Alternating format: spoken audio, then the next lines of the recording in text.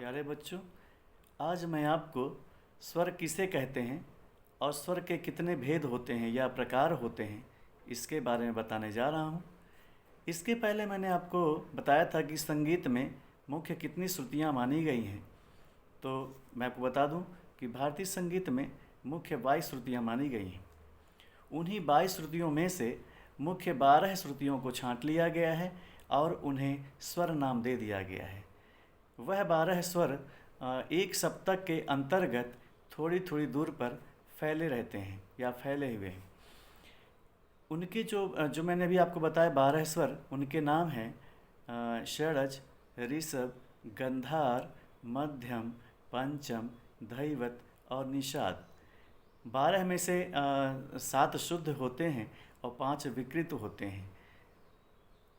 स्वर कितने प्रकार के माने गए हैं या कितने भेद होते हैं, तो मैं आपको बता दूं, स्वर के 2 भेद होते हैं या 2 प्रकार होते हैं। पहला है शुद्ध स्वर, जिसे हम अचल स्वर भी कहते हैं। दूसरा है विकृत स्वर, जिसे हम चल स्वर भी कहते हैं। पहला है शुद्ध स्वर, वह स्वर जो अपने स्थान से इधर से उधर नहीं होते हैं या ऊपर नीचे नहीं होते हैं या अपने स्थान से जो बिल्कुल भी हटते नहीं हैं, उन्हें हम शुद्ध स्वर या अचल स्वर कहते हैं। ये मुख्य 7 माने गए हैं, सा रे गा मा पा धा नी। ये 7 शुद्ध स्वर हैं जो अपने स्थान पर स्थिर रहते हैं, अपने स्थान से बिल्कुल भी ऊपर नीचे नहीं होते हैं। इसीलिए इन्हें हम चल स्वर भी कहते हैं, अचल स्वर भी कहते हैं। दूसरा है विकृत स्वर, जिसे हम चल स्वर कहते हैं, चल स्वर भी कहते हैं। तो अभी हमने बताया कि 12 स्वर में से 7 तो शुद्ध स्वर कहलाते हैं और 5 जो बचते हैं वह विकृत स्वर कहलाते हैं। जो विकृत स्वर जो होते हैं वह अपने स्थान से ऊपर या नीचे हो सकते हैं। विकृत स्वर में से 2 प्रकार के होते हैं। पहला होता है कोमल, दूसरा होता है तीव्र। कोमल जो स्वर होते हैं वह 4 होते हैं, रे गा धा नी। यानी मैंने आपको बताया कि रे गा धा नी शुद्ध भी होते हैं और कोमल भी होते हैं। तो विकृत स्वर में से 4 स्वर तो हो गए आपके कोमल और 1 स्वर होता है तीव्र, जिसको हम कहते हैं माँ। माँ ही केवल ऐसा स्वर होता है जो तीव्र होता है और रे गा धा नी ये 4 स्वर कोमल होते हैं।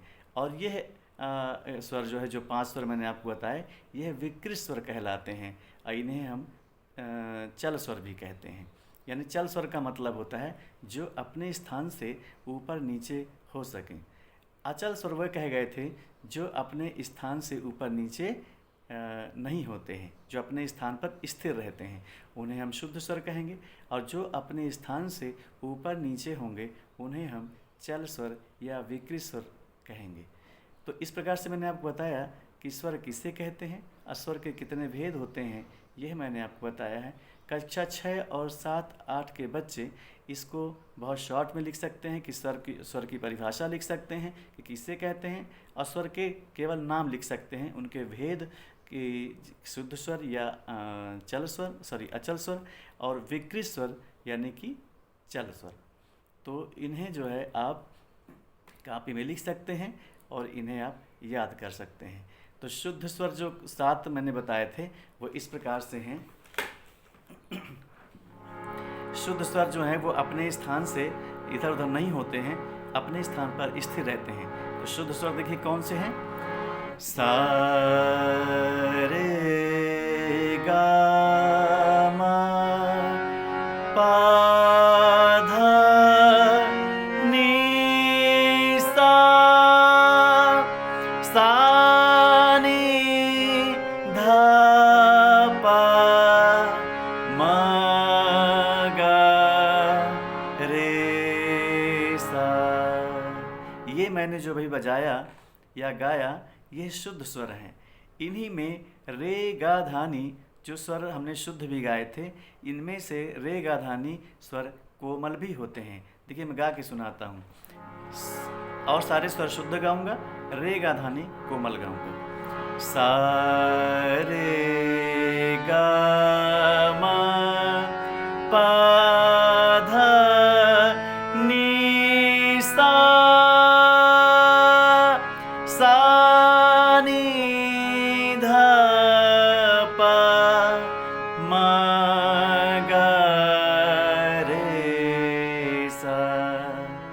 देखिए जो रे गा धानी मैंने शुद्ध गाए थे उसमें और इन जो कोमल स्वर मैंने गाए रे गा धानी, इनमें स्वर को सुनने में आपको पता चला होगा कि दोनों में अंतर है।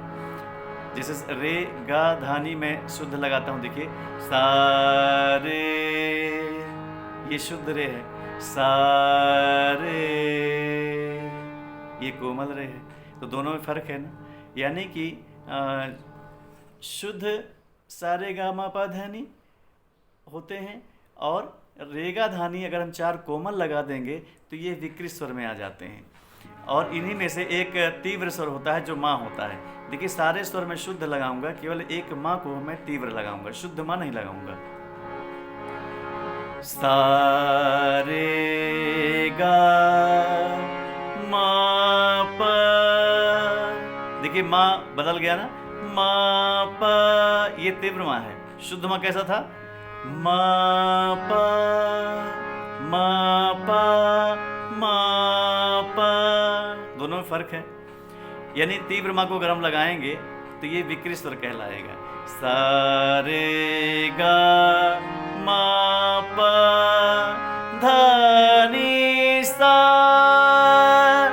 सा नी धा पा मा गा रे सा। तीव्र माँ लगाने से स्वर बदल जाते हैं। मा गा ये तीव्र मा गा मा गा रे सा। इस प्रकार से शुद्ध जो स्वर हैं 7 और 5 जो विकृत स्वर हैं, इन दोनों में आपको अंतर समझ में आ जाना चाहिए। इन्हें गा करके जब आप इसकी प्रैक्टिस करेंगे घर में तो इन दोनों का अंतर आपकी समझ में आएगा। इस प्रकार से मैंने आपको बताया कि 7 शुद्ध स्वर और 5 विकृत स्वर, कुल मिलाकर कितने स्वर हो गए, 12। यानी स्वर जो हैं वो कुल 12 कहे जाएंगे, 7 शुद्ध और 5 विकृत।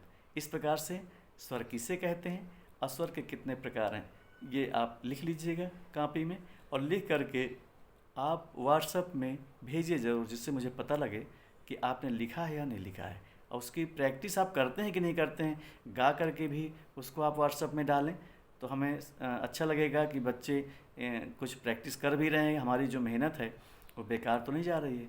तो आप उसको व्हाट्सएप के ज़रिए उसको प्रैक्टिस करके भेजें और हमें दिखाई पड़े कि भाई बच्चे कुछ न कुछ कर रहे हैं।